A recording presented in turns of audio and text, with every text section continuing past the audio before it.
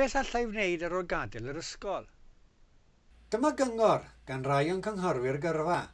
Fel fyddwch chi'n mynd yn hyn, mae'n bwysig meddwl am beth fysach chi'n hoffi wneud ar ôl gadael yr ysgol. Tydi be fysach ffrindiau chi'n wneud ddim yn ganiataol yn mynd i'ch siwtio chi, mae pawb yn wahanol. Felly, mae'n bwysig meddwl o ddifrif am beth sydd yn mynd i'ch siwtio chi. Gweithio? Mae angen i chi feddwl o ddifrif am pa fath o swydd fysach chi'n hoffi wneud.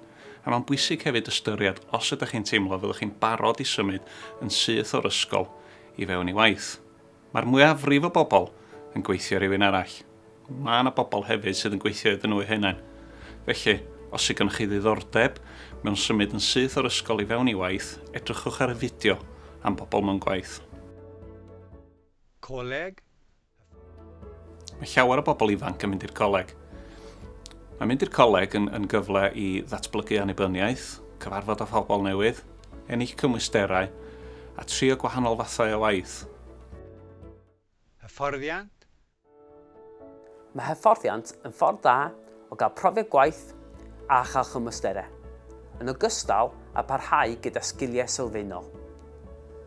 Mae hyfforddiant yn ffordd da o gael sgiliau newydd a cwrdd â bobl newydd.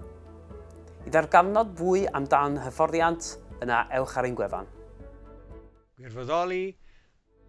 Os ydych chi ddim yn cael eich talu am wirfoddoli, mae o'n gyfle gwych i gael profiadau gwaith, datblygu sgiliau a chyfarfod pobl newydd.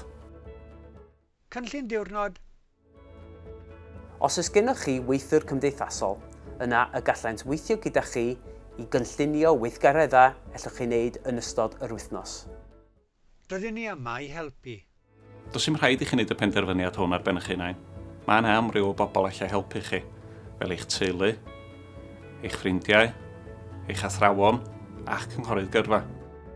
gyrfacymru.llew.cymru.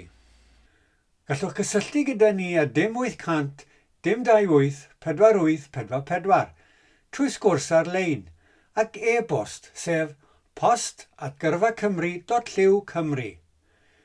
Dewch o hyd i ni ar gyfryngau cymdeithasol ar Facebook, Twitter, Instagram, YouTube a LinkedIn.